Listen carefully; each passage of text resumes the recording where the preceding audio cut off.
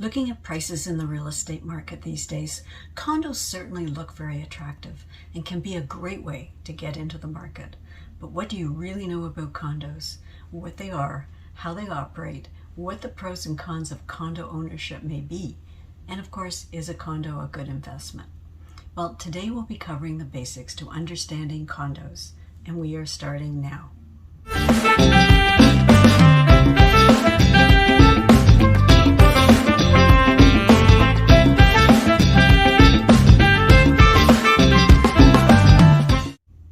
Hi there, I'm Barbara McGrath, a realtor with Red and White Realty in Kitchener-Waterloo Ontario. If you're a bit confused by condos, I'll be clearing away the confusion and adding some clarity. Today we'll cover off the basics. What's a condo? When many people think of a condo, they think of a building, an apartment building usually, or a row of townhouses. But a condo really refers to an ownership structure, an abstract legal concept. Condos can be physically high or low-rise buildings, one or several townhouses, or a group of detached houses, or even some kind of combination. When you purchase a condo, you own a unit, and you have a shared ownership of what is referred to as the common elements. That essentially could include hallways, exercise rooms, walkways, lobbies, parking garages, and spaces. Essentially, everything that is not a unit is considered to be part of a common element. For the purpose of repair and maintenance of the condo building, the term common elements may also include what is called exclusive use common elements, such as balconies, backyards, patios. You do have full title to your unit just as you would your own house, so you can buy and sell it, but it cannot be separated from your portion of the common elements. The two are locked together in combination. There are also two parts to the cost for your condo. Your mortgage, insurance, maintenance of your own unit, that is the cost of home ownership you'd expect owning a house, plus a condo fee, that is your share of actual and anticipated costs for the overall running of the condo's common elements. Who runs the condo? The board of directors. When a condo is built, the developer appoints a condo's first board of directors because that individual owns the majority of the units. The first board must hold a meeting while the developer still owns the majority of units, and at this meeting, the owners, except for the developer, can elect 2 directors to that first board. When the developer no longer owns the majority of the units, a turnover meeting is held, and control is transferred to a new board of directors who are elected at that turnover meeting. As an aside, there are rules as to who can become a director. Boards must have at least 3 directors, and the term for directors is 3 years. The board cannot discuss condo business except at a meeting of directors, and these meetings must have a quorum or majority present. The board of directors meets regularly. One of their major duties is to ensure the condo corp's compliant with the Condominium Act of 1998. Their job at these meetings is to hire the specialist required to update the reserve fund every 3 years, review and track condo financial health, propose any changes to condo rules, and regularly communicate to all other owners. Let's talk about some terms. Common expense fees. This is the fee that owners of each unit pay to maintain the condo's common elements. Remember, everything in a condo, not a unit.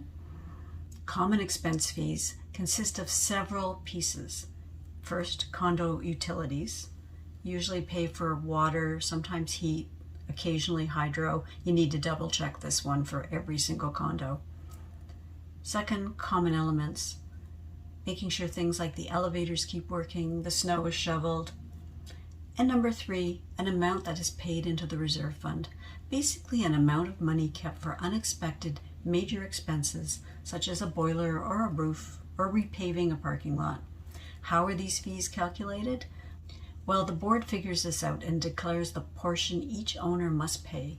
This quite often varies by the size of the unit. Reserve fund. This is the savings part of the budget required for the repair or replacement of items in or part of the common element that are or will be needed over time. In this way, the financial burden doesn't fall upon the owners of the condo at the time a potential expense becomes a reality. All owners, past and present, will have contributed to the growth of the reserve fund, and this is as it should be.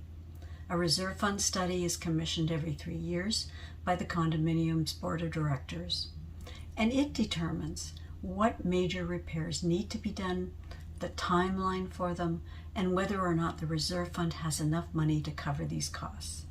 So as you can see, a reserve fund study includes both a physical assessment and a financial state of the assets and the plan going forward. The status certificate. The status certificate is a report on the current state of the condominium corporation prepared by the board of directors, which offers a financial snapshot of the well-being of the building and information on those who run it. It shows information about the condominium corp's management structure, common expenses, the current budget, unit leases, insurance, upcoming repairs or maintenance, and the corporation's reserve fund. It outlines whether or not the corporation is involved in any lawsuits and whether any special assessments are being considered or will be taking place. These financial statements provide a very good indication of how fiscally healthy the property is and how well it has been managed. You will also find information on any restrictions, such as a no pets clause, and what rules you must follow when using common areas such as a swimming pool, a workout facility, or a party room.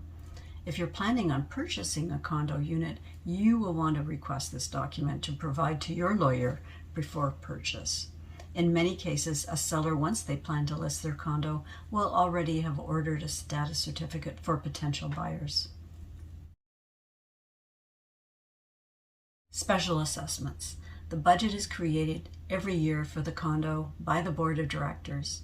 However, as we all know, budgets are estimates of expenses, and there are from time to time surprises.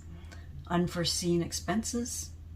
A major expense may arise unexpectedly. This may happen during a critical year for the reserve fund. For instance, a critical year would be where your condominium has already depleted the reserve fund on another major project.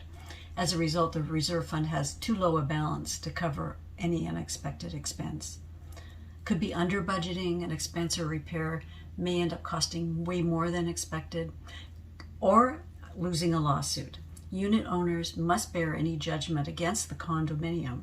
If the condominium can't pay the judgment from operating funds, the board must level a special assessment to pay the judgment. Special assessments can't be levied if the reserve fund is sufficient to cover the expense. However, if the expense or the large repairs deplete the reserve fund, then the board has no option but to levy an assessment. Special assessments can be charged by your condominium corp on top of regular monthly fees, and the board of directors can charge a special assessment without getting permission from the condo owners. An alternative to a special assessment is for the condominium to borrow the money. Now, the borrowed money would be paid back over several years, which would lessen the immediate impact of the expenditure. This can be done if your corporation has a borrowing bylaw. In conclusion, for someone who wants total freedom in determining any changes to be made to their own home, it may be preferable to own a single-family home rather than a condo. Most condo boards have rules that must be adhered to by all owners of the condo units, which may include clauses that do not allow you to make certain changes to the building. If you found this video informative and would like to know more about condos, and if they are for you, check out my next video called More Condos. See you soon.